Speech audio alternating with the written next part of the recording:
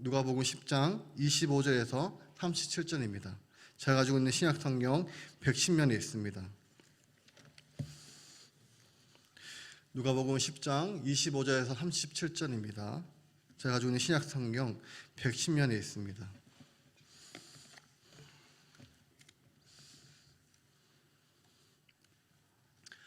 제가 먼저 읽겠습니다.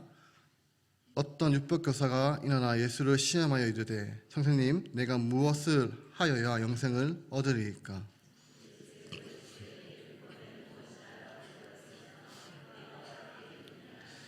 대답하여 이르되 내 마음을 다하며 목숨을 다하며 힘을 다하며 뜻을 다하여 주 너의 하나님을 사랑하고 또한 내 이웃을 내 자신같이 사랑하라 하였나이다.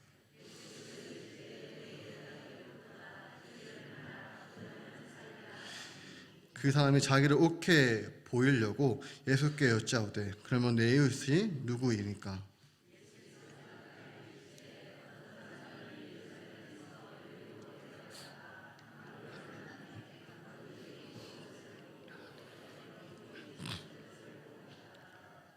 마치 한 제사장이 그 길로 내려가다가 그를 보고 피하여 지나가고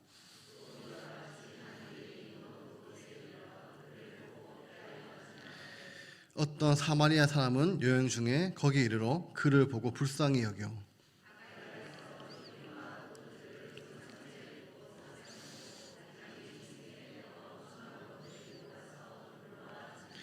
그 이튿날 그가 주막 주인에게 데나리온 2를 내어 주며 이르되 이 사람을 돌보아 주라. 비용이 더 들면 내가 돌아올 때 갚으리라 하였으니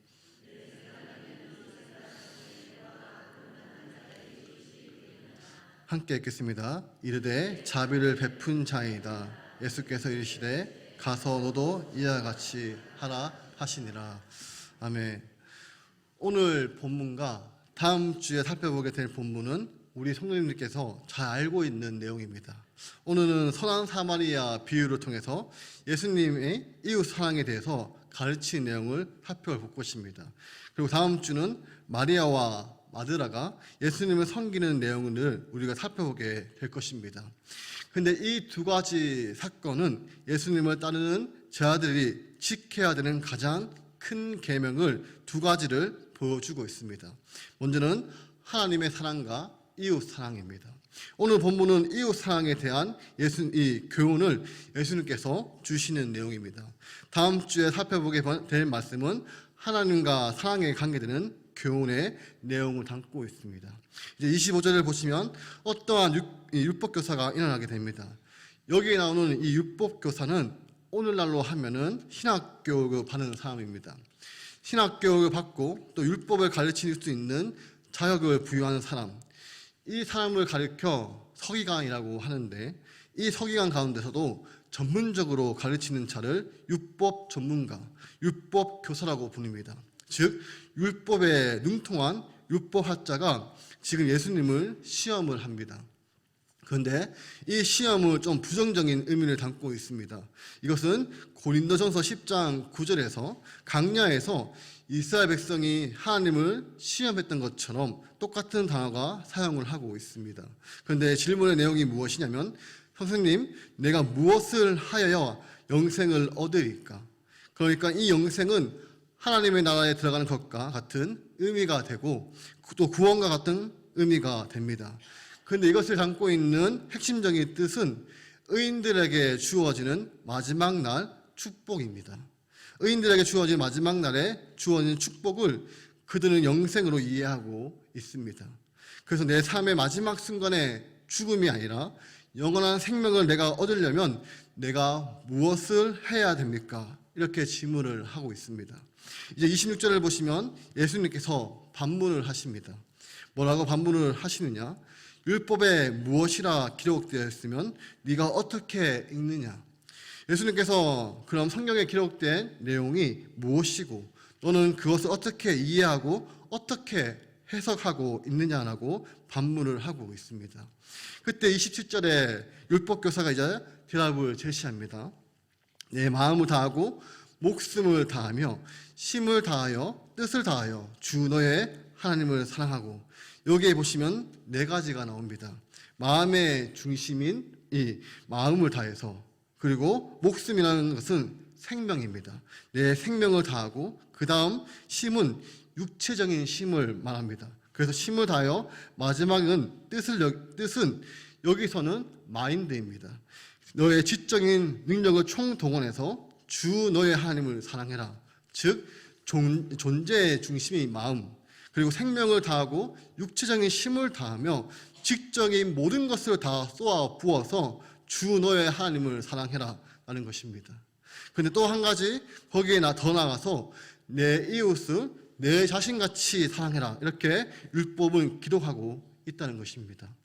이 기록된 말씀이 바로 영생을 얻을 수 있다라고 자기는 이해하고 있다는 것입니다. 근데 여러분, 이제 27절의 말씀은 누가복음에서는 한 구절로 나와 있지만 구약에 나오는 두 개의 본문을 이 율법교사가 인용을 한 것입니다. 이 신명기 6장 4절과 5절은 정말 유명한 말씀입니다. 신명기의 가르침을 한마디로 요약할 수 있습니다. 4절과 5절입니다. 우리 함께 읽어보겠습니다. 이스라엘아 들으라, 우리 하나님 여호와는 오직 유일한 여호와이시니 너는 마음을 다하고 아멘. 그분은 유일한 여호와이시니 마음과 뜻을 힘을 다해서 내 하나님 여호와를 사랑해라. 그러므로 율법교사가 신명기 6장 5절의 말씀을 인용한 것입니다. 그리고 후반부에 레위기 19장 18절을 보시면 원수를 갚지 말며 공포를 원망하지 말며 내 이웃 사랑하기를 내 자신과 같이 사랑하라. 나는 여호와이니라. 레위기 19장 18절에 있는 후반부를 이용한 것입니다. 원수를 갚지 말고, 특별히 대인관계에서 원수를 갚지 말고, 또 동포를 원망하지 말고 내 이웃을 사랑하기를 내 자신과 같이 사랑해라. 나는 여호와이니라. 이 말씀 속에 기록된 내 이웃을 내 자신과 같이 사랑하는 것, 이 두 가지가 영생을 얻을 수 있다라고 저는 생각합니다 라고 말했다는 것입니다. 그때 이어지는 28절을 보시면 예수님께서 반응을 하시는데, 그래 내 대답이 옳도다. 예수님이 그 대답에 대해 긍정을 하십니다. 긍정을 하시면서 그에게 도전을 주십니다. 그래 옳다, 이제 행하라. 이것을 해라. 그러면 살리라. 이렇게 예수님께서 답을 하셨습니다. 그런데 이것을 행하면 살게 된다는 것은 예수님께서 레위기 18장 5절의 말씀을 인용한 것입니다. 너희는 내 기로의 법도를 지키라. 사람이 이를 행하면 그로 말미암아 살리라. 나는 여호와이니라. 이 말씀을 인용한 것입니다. 그런데 예수님께서 율법을 행하는 것으로 영생을 얻는다는 사실을 인정하고 있는가라는 것입니다. 그리고 구약에서 영생을 위해 방법으로 율법을 말하고 있는가? 그래서 예수님을 믿는 것은 후대 우리 같은 사람에게 붙여진 구원의 방식인가라고 생각을 할 수 있습니다. 그런데 그렇지 않습니다. 레위기 18장의 5절의 말씀은 율법을 행함으로 영생을 구원할 수 있다고 가르치는 말씀이 아닙니다. 또 율법을 행하는 것은 처음부터 영생을 얻는 방편이 아닙니다. 그리고 구약은 하나님의 계명을 지킴으로써 구원을 얻는다고 약속하는 것도 아닙니다. 이것은 약속의 땅에서 누리게 될 복된 삶을 약속하고 있는 것입니다. 그래서 그래, 맞아, 우리가 이 율법을 지키며 영생을 얻을 수 있지가 맞습니까? 아닙니다. 아니라는 것입니다. 이것 좀 이상한데? 이런 생각을 하셔야 합니다. 성경에서 일관적으로 말씀을 하고 있는 것은 우리가 믿고 있는 것은 믿음으로 영생을 얻는 것입니다. 여러분, 믿음으로 영생을 얻는 것입니다. 그런데 지금 예수님은 마치 행함으로 영생을 얻을 수 있다라고 말씀하시는 것 같습니다. 그럼 예수님은 이 율법교사에게 안 좋은 마음으로 그래 너 고생 좀 해봐라 하는 마음으로 복음이 아닌 율법으로 영생을 얻을 수 있다라고 말씀을 하신 것일까요? 아닙니다. 예수님은 지금 의도를 가지고 말씀을 하고 계십니다.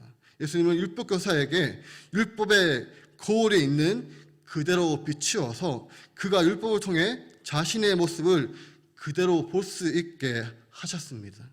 만약 율법교사가 전직하게 자신의 모습을 똑바로 보았다면 자신이 그 율법을 온전히 지키지 못했음을 인정했을 것입니다. 하나님을 온 마음을 다해서 사랑하지 못했음을 알고 이웃을 자기 자신같이 사랑하지 못했음을 깨달았을 것입니다.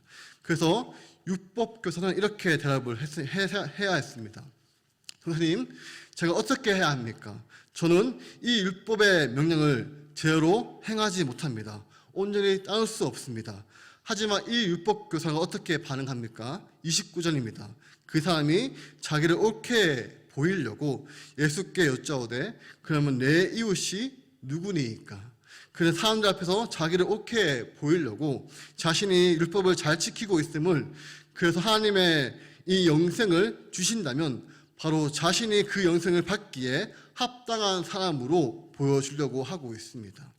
율법에서 명하는 하나님의 사랑, 자신에게는 문제가 없다라고 생각을 했습니다. 그리고 이웃 사랑도 마찬가지로 자신에게는 문제가 없다고 생각을 했습니다. 그러면서 이웃 사랑을 실천하는 자신을 드러내려고 했습니다.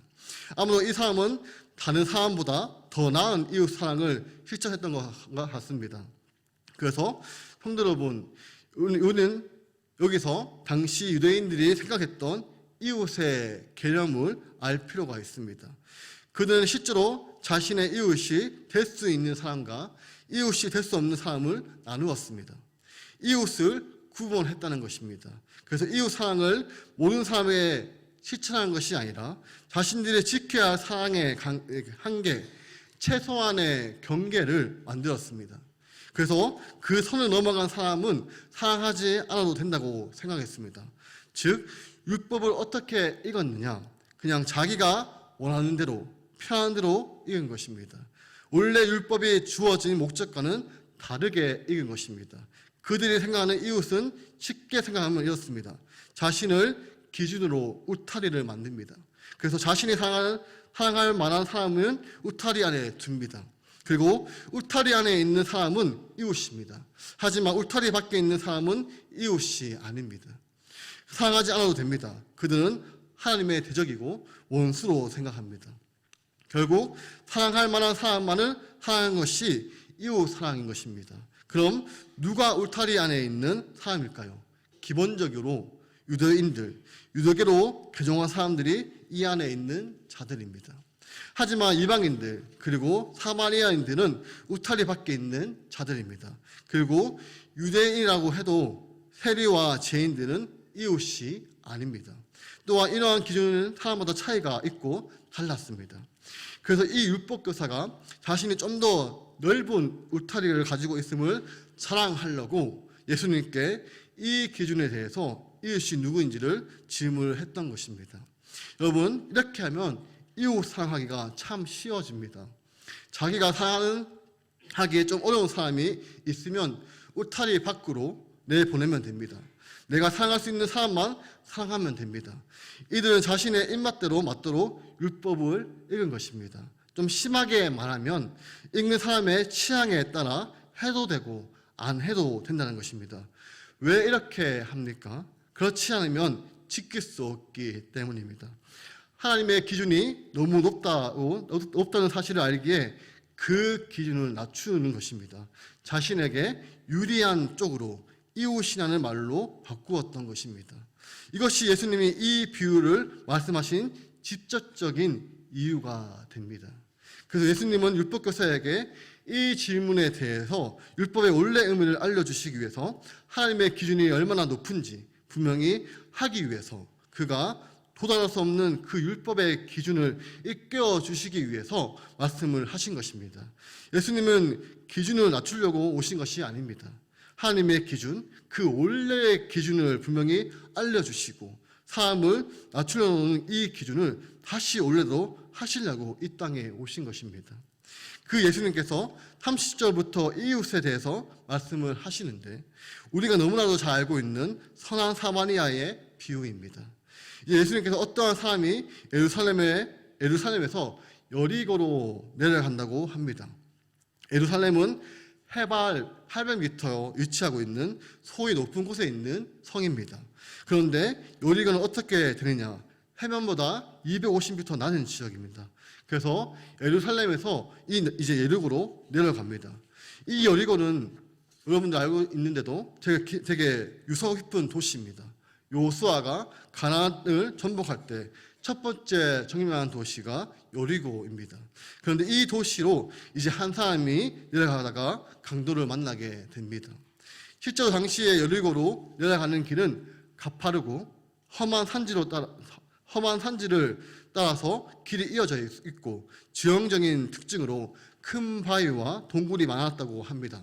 그래서 강도들이 많이 활동했는데 바위나 동굴에 숨어 있다가 지나가는 사람들을 누렸다가 합니다.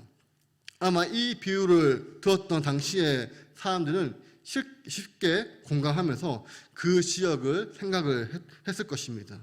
이제 어떠한 사람이 그 위험한 지역을 내려가다가 강도를 만나게 됩니다. 그냥 가진 것만 빼앗기면 그나마 괜찮았을 텐데 그렇지 않습니다. 강도들은 이 사람의 옷을 벗기고 거의 죽을 정도까지 때린 후에 버리고 갑니다. 여기 옷을 벗겼다는 것은 이 사람의 소유를 모두 빼앗아 갔다는 것입니다. 옷도 돈이 되는 물품이기에 강도들이 빼앗아 갑니다. 지금 이 사람은 자신이 입고 있는 옷까지 모든 것을 다 빼앗겼습니다. 죽을 만큼 심하게 말았기 때문에 스스로 움직일 수 없는 상태입니다. 다른 사람의 도움 없이는 어쩔 수 없는 상태입니다. 어떻게 하면 좋을까요?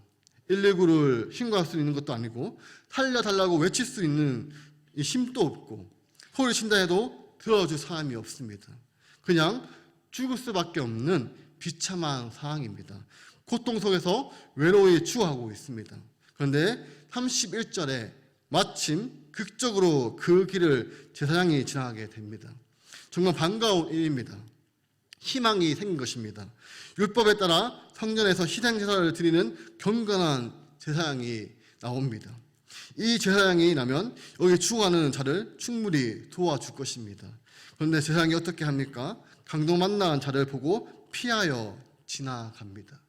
여기 이 피하여 지나간다는 말은 의도적으로 맞은편으로 바퀴를 옮겼다는 것입니다.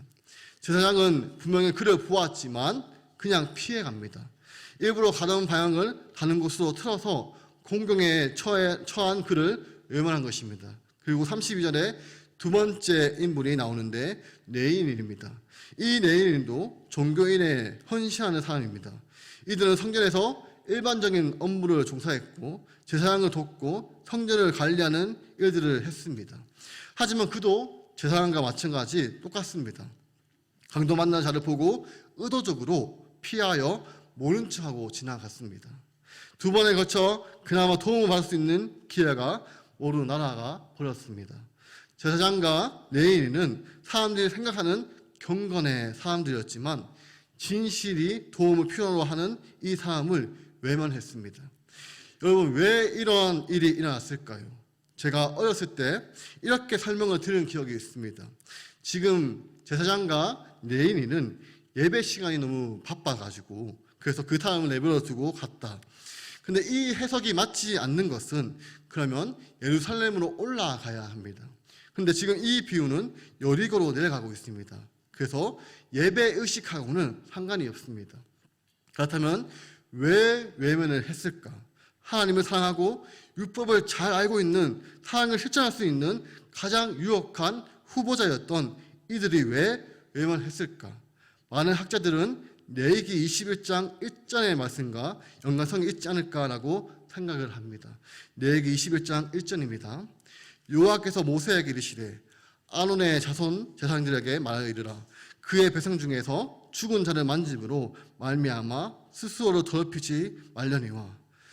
레위기 21장 1절은 모세가 이제 제사장들에게 주어졌던 가르침인데 그 가르침 중에 하나가 그 백성에게 죽은 자를 만짐으로 말미암아 스스로를 더럽히지 마라입니다.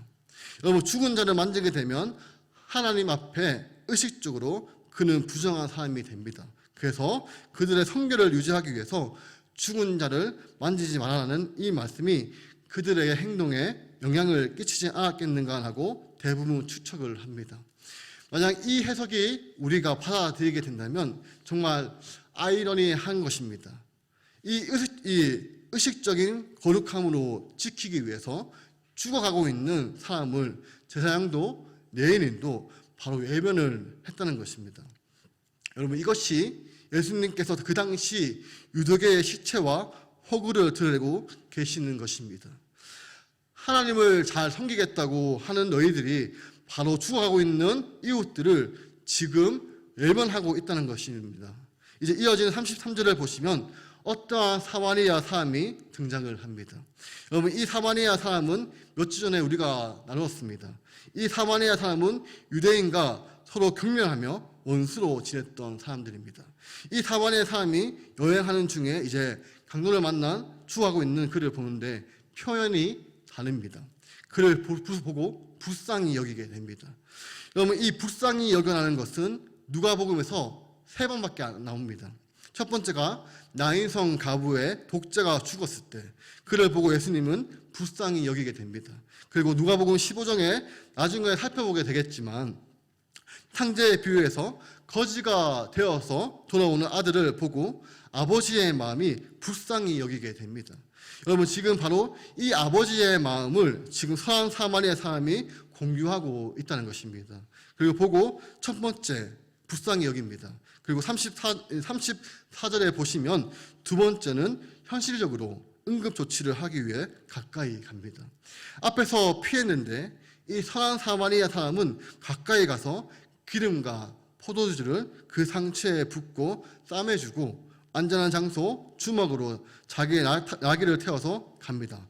그리고 거기에서 최선을 다해서 돌보아 주게 됩니다. 그리고 35절에 보시면 세 번째로 그가 그 다음날 떠나면서 데나리온 2를 주는데 그 당시에 건강한 노동자의 이틀 풍삭입니다. 그 데나리온 2개를 주박을 주인에게 주면서 혹시라도 잘 돌보아 주고 있는데 돈이 덜 들면 돌아오는 길에 내가 갚아 주겠다라고 선한 사마리아 사람이 말하고 행동했다는 것입니다. 이렇게 여러분 비유가 끝났습니다. 그리고 다음 36절에 예수님께서 질문을 하시게 됩니다. 이 생각에는 이 사람 중에 누가 강도 만난 자의 이웃이 되겠느냐 이렇게 질문을 하십니다. 여러분 29절에 이 질문과 지금 36절의 질문을 잘 비교하셔야 합니다. 이 비유의 발단이 되었던 율법교사의 질문은 무엇입니까? 내 이웃은 누구입니까? 내가 사랑하는 실천해야 될 그 이웃은 누구입니까? 이렇게 질문을 했는데 예수님께서 이 비유를 마치시면서 질문을 합니다. 누가 이웃이 되었느냐? 내가 누구의 이웃인가 라는 것입니다. 도움이 필요한 자의 이웃이 되겠느냐? 내 이웃이 즉 누구인지 구분하며 내가 사랑할 만한 자를 따지는 것이 아니라 내가 다른 사람에게 도움을 주는 이웃이 되어야 하는 것입니다. 율법교사는 사람들과 이웃과 이웃이 아닌 사람으로 구분하면서 율법을 제한시켜 왔고 그것으로 자신의 의를 내세우려고 했지만 예수님은 모든 사람이 이웃임을 율법의 원래 의무를 말씀을 하셨습니다. 그리고 그에게 다시 말씀하십니다. 너도 이와 같이 해라. 예수님은 분명하게 율법의 높은 기준을 제시하셨습니다. 율법을 행함으로 영생을 얻는 것은 불가능합니다. 이 불가능한 것을 보여주고 있습니다. 누구도 율법의 계명을 온전히 지킬 수 없습니다. 그렇기에 은혜가 필요합니다. 모든 사람에게 은혜가 필요한 것입니다. 하나님이 베풀어 주시는 은혜만이 영생을 얻을 수 있는 유일한 길입니다. 우리가 할 수 없습니다. 다른 방법으로는 방법이 없습니다. 은혜 아니면 안 됩니다. 이렇게 율법교사와 예수님과의 만남은 끝이 납니다. 율법교사가 그 후에 어떻게 했는지 알 수는 없습니다.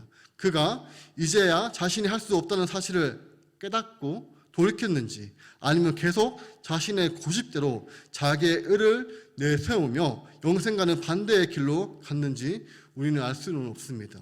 그렇다면 여러분 무엇이 이런 차이를 만들었을까요? 이것이 이 질문을 할 수 있는데 내가 어떻게 읽느냐? 내가 어떻게 읽느냐?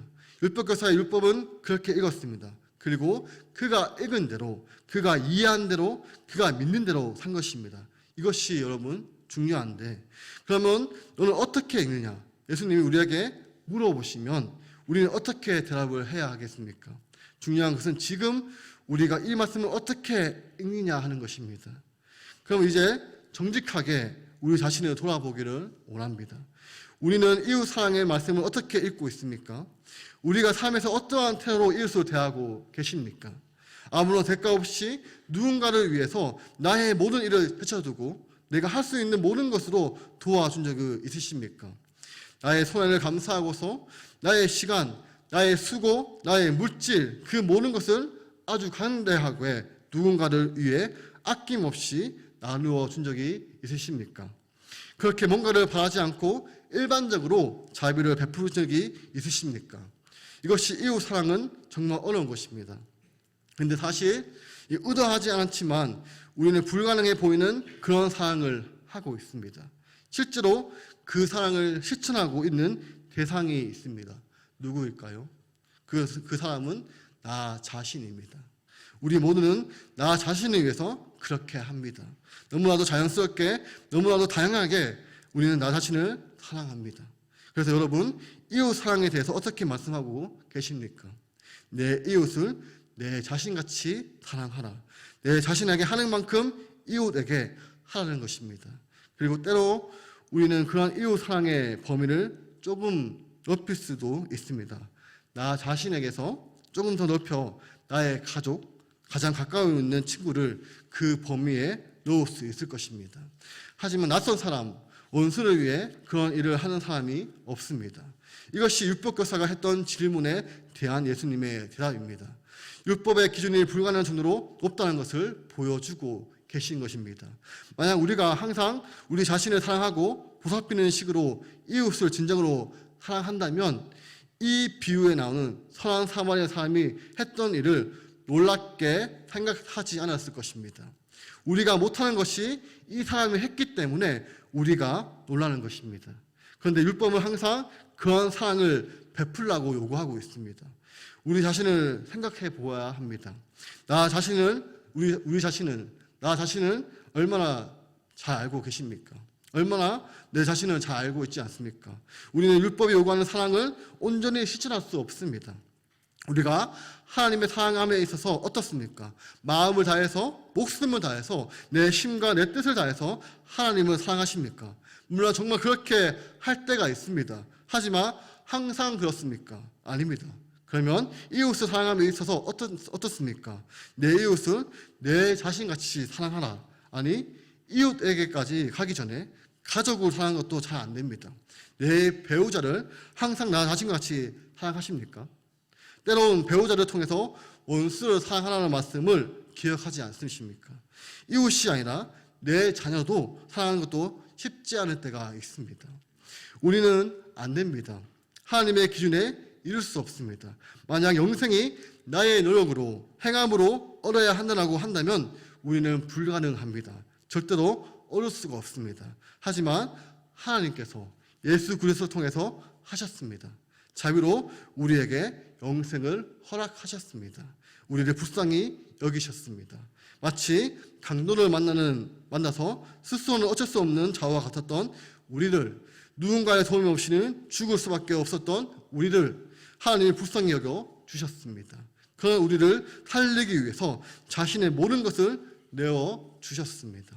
그래서 우리가 우리의 행한 것과 관계없이 순전히 하나님의 은혜로 말미암아 영생을 누리게 되었다는 것입니다.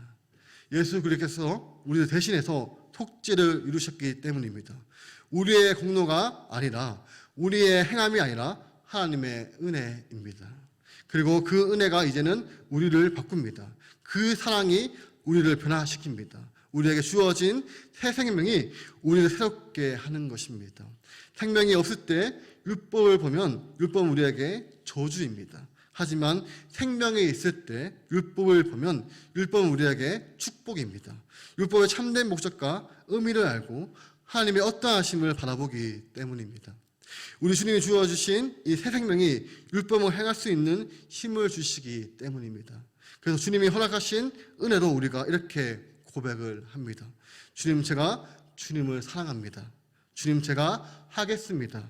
주님, 제가 도움이 필요한 자들에게 이웃이 되겠습니다. 주님, 제가 주님을 사랑함으로 이웃을 사랑하겠습니다. 주님, 제가 부족하지만 주님의 본을 따라 사랑하며 살겠습니다. 우리가 주님 사랑에 감사하며 이렇게 고백을 하는 것입니다. 그러므로 여러분, 말씀을 비추어서 우리가 어떠한 자인지 아시고 그런 우리에게 베풀어 주신 하나님의 은혜가 어떠한지를 기억하시기를 바랍니다. 우리의 삶에 넘치는 은혜를 찾으시고 그 은혜를 제대로 읽으시기를 바랍니다. 하나님의 은혜를 내 이주로, 내 편안대로, 내 기준에 읽은다면 나가 정도면 괜찮다고, 나는 자격에 있는 자라고 착각해서는 안 됩니다. 그러면 나에게 은혜가 은혜되지 못합니다. 그렇게 되면 우리가 오늘 본문의 율법교사와 같이 되는 것입니다. 자신의 진짜 모습을 모르면서 다른 사람과 비교하여 자신의 의를 내세우고 착각 속에 사는 것입니다. 그렇게 되지 않기 위해서 나에게 있는 그런 교만함을 벗어버리기 위해서 내가 어떻게 읽느냐 라는 질문 앞에 스스로를 점검해 보시기를 바랍니다. 그래서 하나님의 은혜를 기억하고 그 은혜에 합당하게 반응하면서 그 은혜를 실천하시기를 바랍니다. 사랑하는 성도 여러분, 오늘 말씀은 우리 성도님들이 너무나도 잘 알고 있는 말씀의 내용입니다. 오늘 예수님이 주시는 이 가르침을 잘 기억하셔서 강한 사람을 예면했던 제사장과 레위인의 자리에 서지 않고, 비록 사람들의 눈에는 우리가 보잘것없는 평범한 사람일 수 있지만 이 시대에 고통당하는 강도를 만난 사람들, 또한 특별히 이제 새롭게 목장이 평성이 되셨는데 이제부터 나눔도 하실 건데, 목원들 중에 고통을 당하는 사람들이 있다면 가까이 가서 불쌍히 여기시고 그들에게 자비를 베풀어 주시는 선한 이웃이 되셔서 은혜 받는 자답게 은혜를 나누며 더 하나님을 사랑하고 하나님께서 칭찬받고 하나님께 복을 받는 우리 구미동부교회 성도님이 되시기를 소망합니다. 기도하겠습니다. 하나님 아버지, 우리가 제사장처럼 레위인처럼 하나님 앞에 의식적으로 거룩하게 산다고 강도 만난 이웃을 예명한 자리에 우리가 서지 않게 하옵소서. 그리고 우리가 율법교사처럼 내 이웃을 제한시키지 않게 하옵소서. 구분하는 것이 아니라 하나님이 나를 사랑하신 것처럼 내 가까운 이웃들에게, 우리 주변에게, 우리 목원들에게, 또 심겹게 사랑하는 사람들에게 가까이 가서 긍휼을 여기며 자비를 베푸는 선한 이웃들이 되게 하여 주옵소서. 하나님께서 기뻐하시는 우리 성도님의 삶이 되게 하여 주옵소서.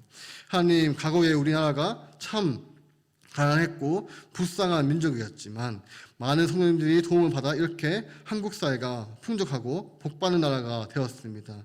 이 사랑을 이 시대에 가난한 이웃들에게 베풀어 줄 수 있는, 나누어 줄 수 있는 은혜를 더하여 주옵소서. 감사드리며 예수님의 이름으로 기도드립니다. 아멘. 이제는 주 예수 그리스도의 은혜와 하나님의 사랑하심과 성령님의 교통하심이 늘 교만하지 않고 하나님을 은혜로 사랑하는 우리 구미동부교회 성도 위에 영원토록 함께 있을지어다. 아멘.